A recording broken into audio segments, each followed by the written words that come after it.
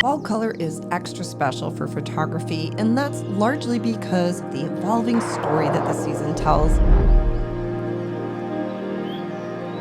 A story of transitions. They're never exactly the same from one year to the next. As the fall season begins, so too does the story. Hi, I'm Erin Babnik, landscape photographer and Canon Explorer of Light. Today I'm in Maine photographing fall season, which is a really special time of year, especially for landscape photography, because this is when we get to tell the story of nature's transition.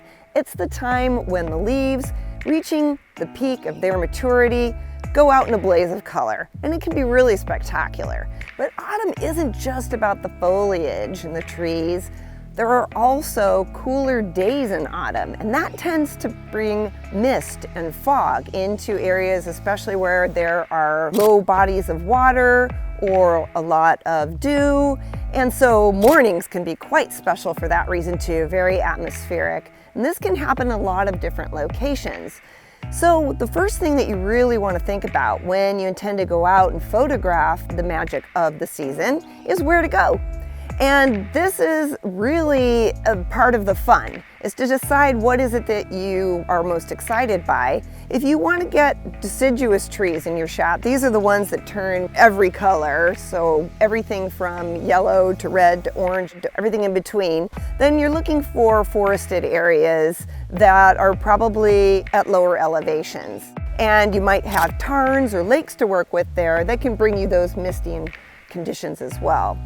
Once you are on location, it's a great time to do some exploring. Get to know the place and assess what it has to offer you, which may not necessarily be the grand landscapes. In fact, autumn is a great time of year to get close to nature, to look for those intimate scenes and even the really small ones, which can be extra special because they really give you an opportunity to make something that's truly your own. When it comes time to composing your photograph, a good point to keep in mind is that color and light are both important, and they may not necessarily be working together in every scene. So sometimes you need to look for those really brightly lit areas and ask yourself if they're emphasizing what's important to you in your image, and let the color in the scene really be the star of the show. When it comes to choosing which gear to bring with you, keep in mind that typical lenses for landscape photography, such as the 24-105 or the 14-35, can be great in a lot of situations. But don't forget to pack the telephoto lenses as well. Sometimes in autumn, you'll want to be able to pick out a distant bit of color or even compress layers of color that are working their way through the landscape. And in that case, having a telephoto lens will give you that option. So whenever I'm out in autumn, I'm always sure to have a long lens in the bag.